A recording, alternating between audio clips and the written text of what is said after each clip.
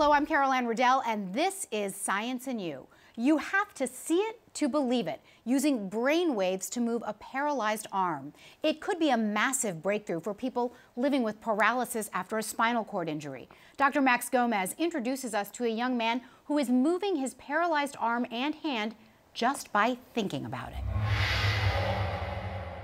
The biggest dream would be to get full function of my hand back, both my hands, because then that allows you to be a lot more independent and not have to rely on people for kind of simple day-to-day tasks that you take for granted. It's the dream shared by virtually all paralysis victims, like Ian Burkhart, an active, athletic Ohio University student who was paralyzed from the neck down in a diving accident in 2010. He couldn't move a finger. Then a couple of years later, Ian volunteered for a groundbreaking experiment.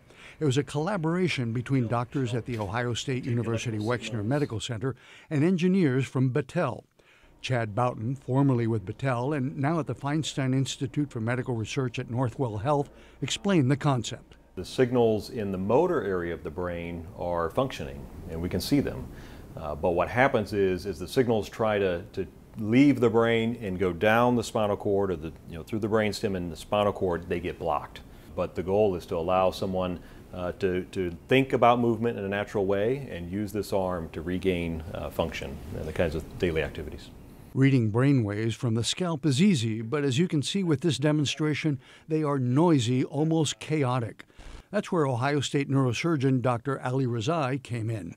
He implanted a computer microchip in Ian's brain that functioned as antennas reading electrical activity in the part of his brain that controlled hand movement. Now came the hard part.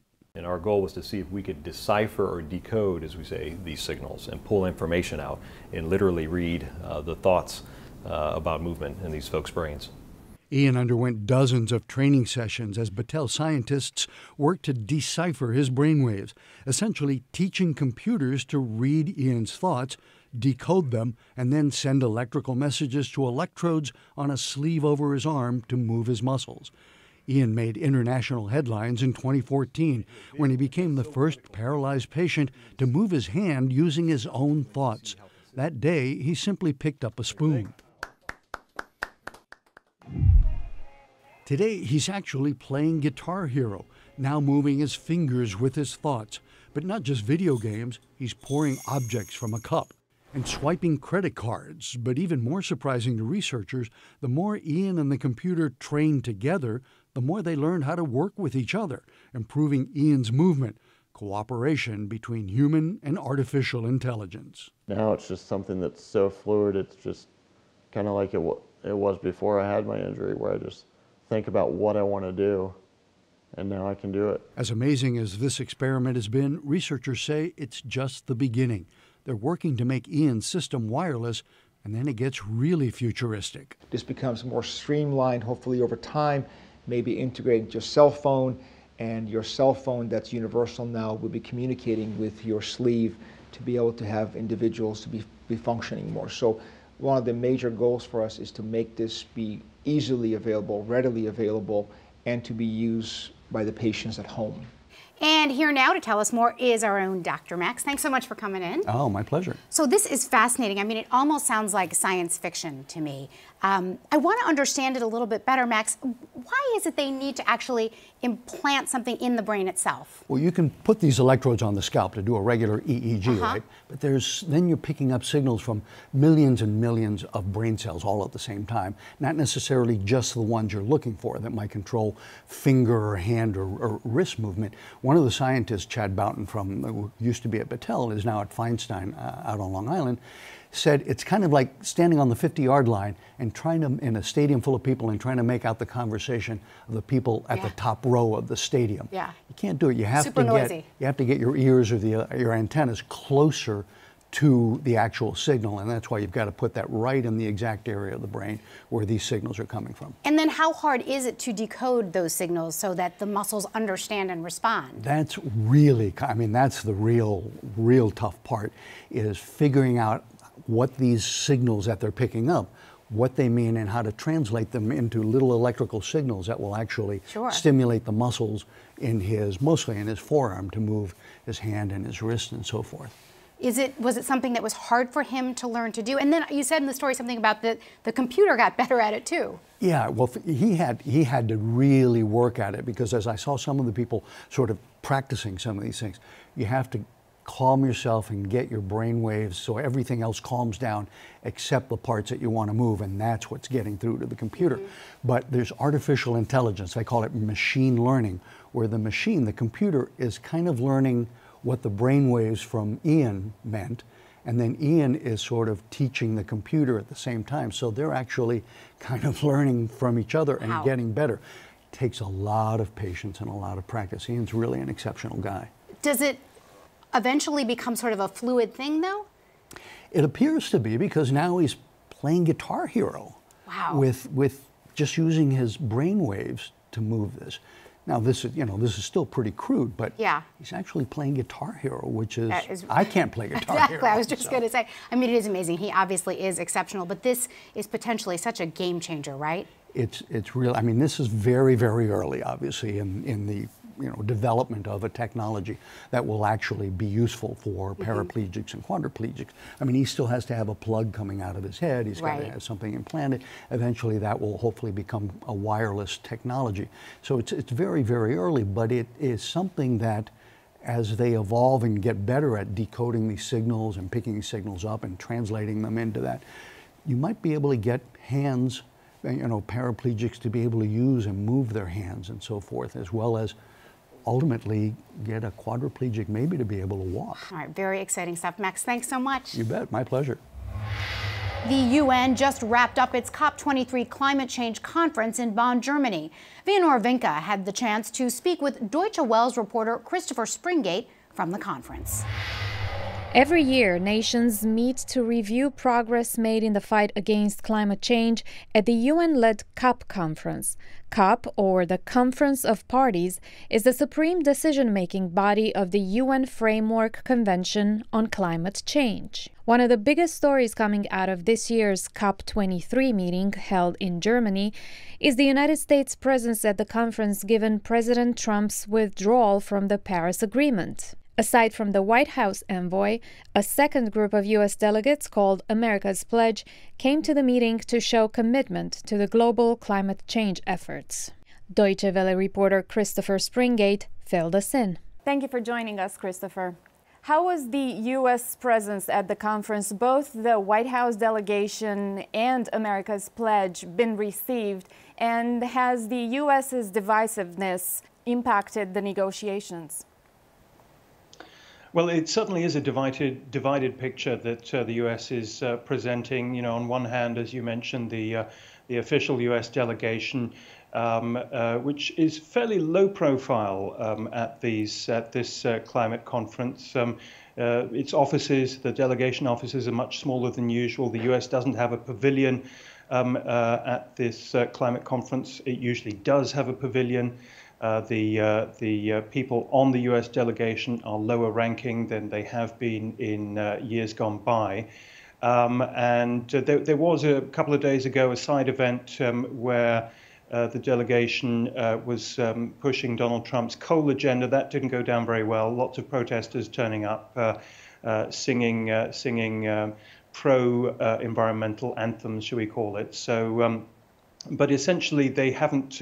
they've been ignored more than anything else when they're pushing Donald Trump's coal agenda.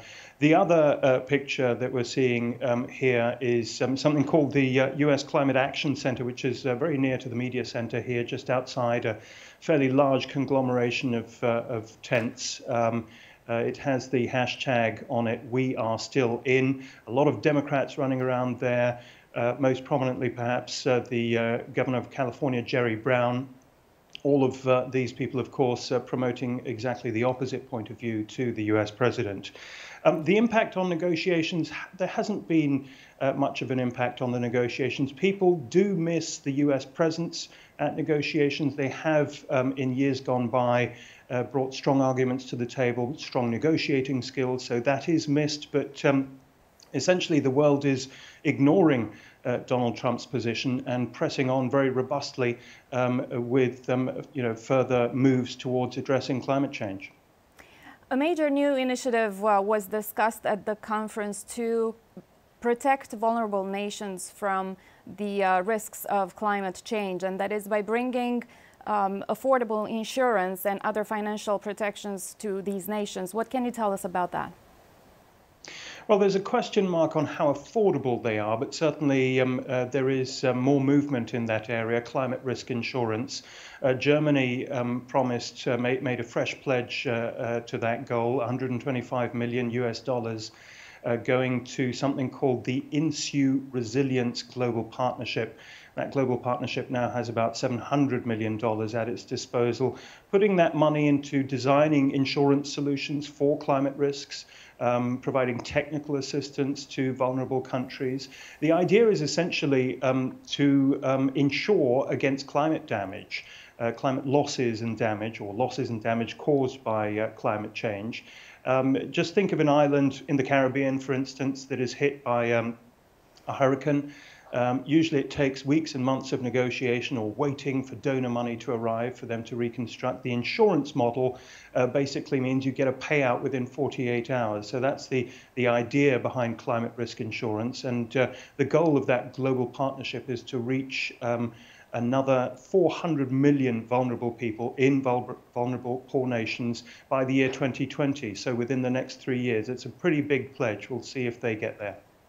What other significant highlights, in your view, can you talk about from this year's meeting that may make COP23 different than COP22 and perhaps show some step forward in the fight against climate change?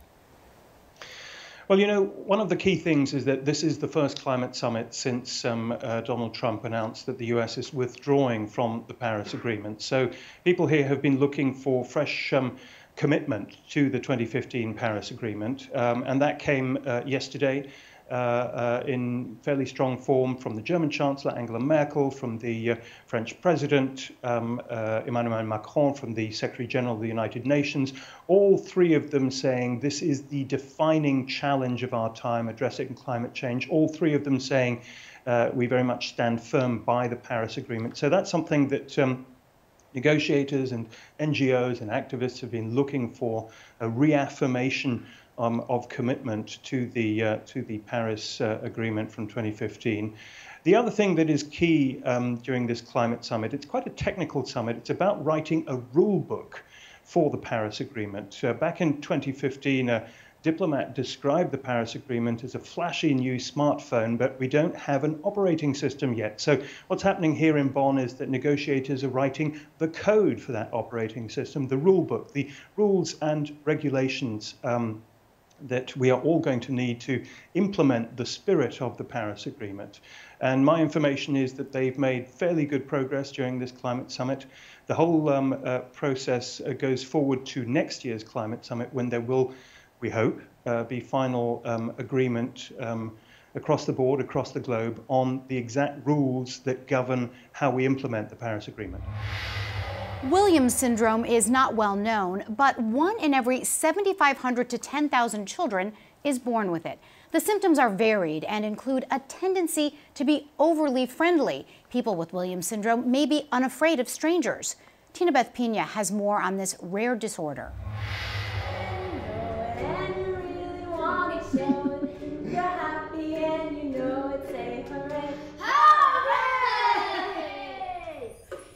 Meet Anthony Filipazzo, a 6-year-old boy living with Williams syndrome, a rare disease also known as the opposite of autism. It's a complex genetic disorder caused by a deletion in chromosome 7. It affects 1 in 7,500 to 10,000 people worldwide. However, all of them have exactly the same deletion from a specific region. One set of about 26 genes on chromosome 7. This missing piece of genetic materials manifests in a variety of characteristics and causes a series of medical, developmental, and behavioral problems. When he was first born, they thought he had too much blood and needed a blood diffusion. Then he had hypoglycemia. He failed all his newborn hearing screening tests, all within the first 24 hours of life, and they told me he was hearing impaired. He had a hole in his heart. He was very sluggish and lethargic. And at 8 weeks old, I found him not breathing. It turned out he had pneumonia and respiratory synthetic virus. And this was just the beginning. 6 months later, Anthony was diagnosed with severe gastric disease. He had trouble sleeping and cried every single night from 9 p.m. to 2 a.m. He suffered delays in motor skills and couldn't sit up. By 2 years old, Camille had already taken him to many doctors, including a neurologist, cardiologist, and gastroenterologist. She knew something was wrong with her son, but no one could really put their fingers on what the problem was until Camille took Anthony to a geneticist. He walked in the room, took one look at my son, and said, "I could be wrong, but I think your son has Williams syndrome." So we see these kids, and they look different than other kids. They have a characteristic facial appearance. They're described as having elfin-like faces. Usually they have prominent eyes, kind of puffiness around their eyes and puffiness around their lips. They have mild ear differences. Their ears kind of stand out a little. They have a flat nasal bridge. And from one to the other, they look very similar as a result of these facial features in common. But what really confirms the diagnosis of Williams syndrome is DNA analysis. One of the tests is called FISH, which stands for fluorescent in situ hybridization. It looks specifically for chromosome 7 and its region. Another test, called microarray comparative genomic hybridization, is a high-resolution test that looks at all the genetic materials. Both tests can tell whether there is missing genetic information on chromosome 7 causing Williams syndrome.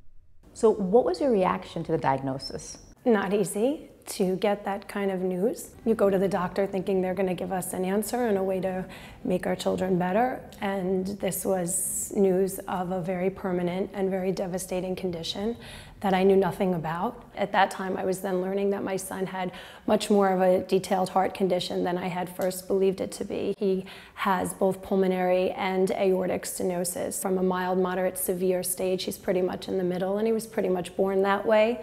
It just wasn't caught. Anthony's severe heart condition is not uncommon.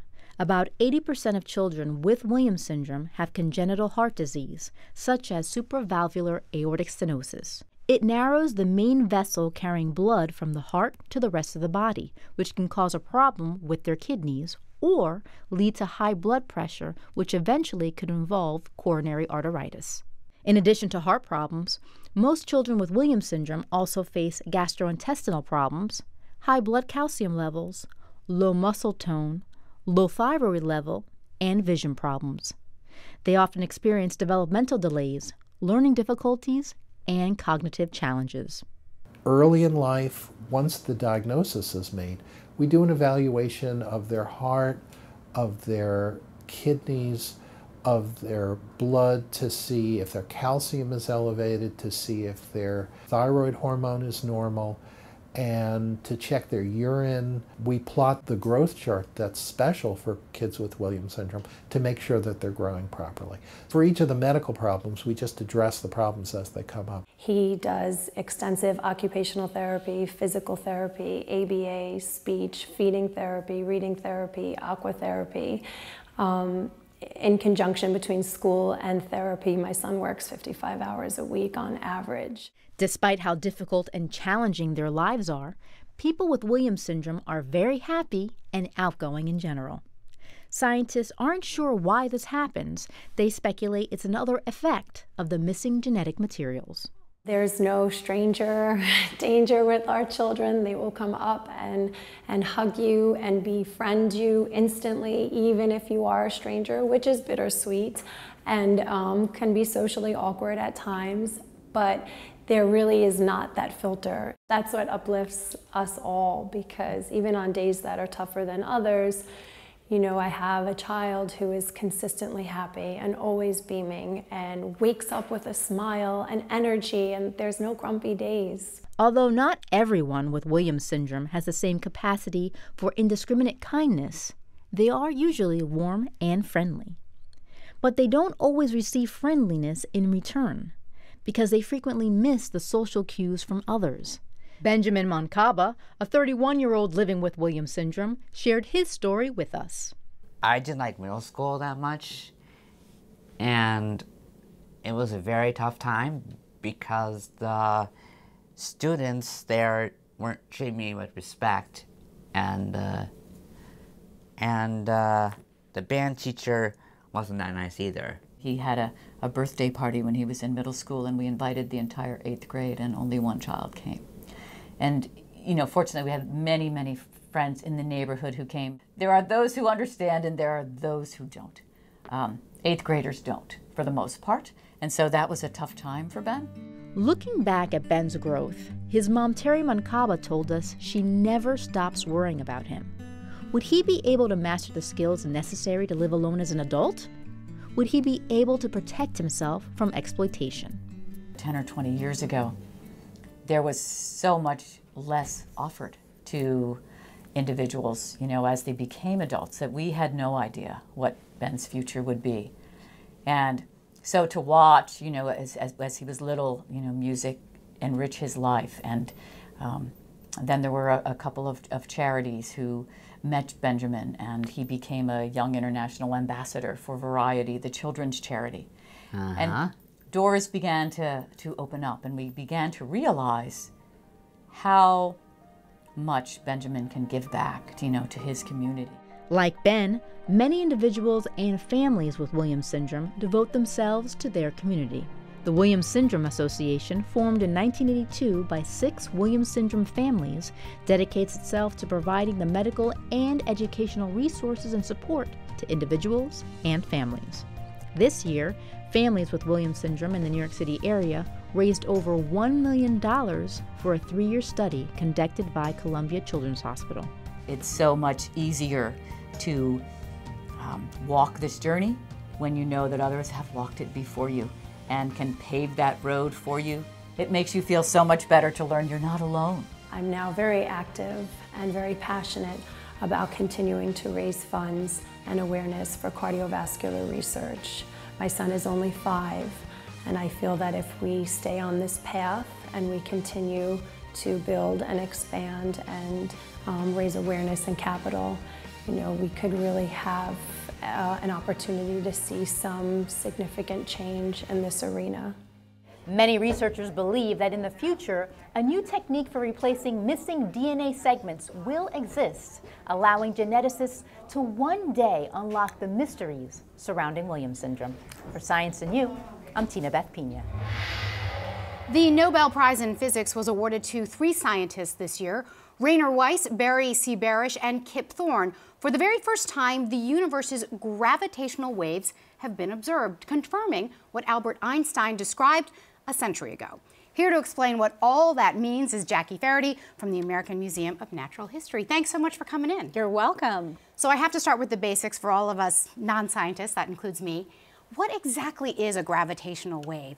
I've heard it described, read it described as this ripple in the fabric of space-time, but can you translate? Yeah, so the explanation of a gravitational wave is kind of hard to get your head around. I'd say. It's not intuitive. Yeah. It's not something like you can explain ripples in the water and you could say, oh, that's a wave, I get it, because you understand the medium that it's in. You understand the water. It's a similar phenomenon. It is a wave, and you've seen ripples, but it's the medium that everybody has trouble understanding, because the medium is space-time. Right. So what exactly is space-time? And that's where it gets confusing. Space-time is the essence of what we're inside of. We exist in a universe that is composed of what we sometimes in science call a fabric. So you can't put your hand on it because you're in it. So what's happening when a gravitational wave goes off is that you get a ripple through the space-time that we're in, through the fabric of the universe. So it's a wave that moves up and down or side to side through the everything that's around you. So what's causing that wave?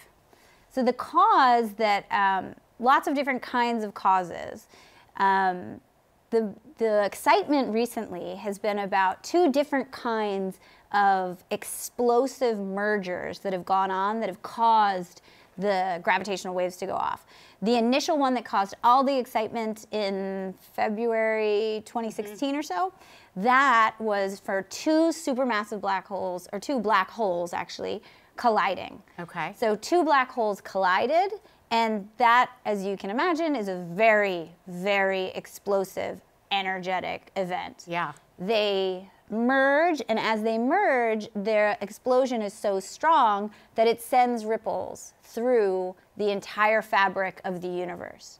And so that was detected by these scientists, right? That ripple, using LIGO, as I understand it. But what exactly is LIGO? How does it measure what's happening so far away? LIGO is shaped like an L. So it has two arms, and you take a laser, so this is where the laser part of LIGO comes in, and you shoot the laser through a beam splitter, which sends the light down the two different arms, which are perpendicular to each other.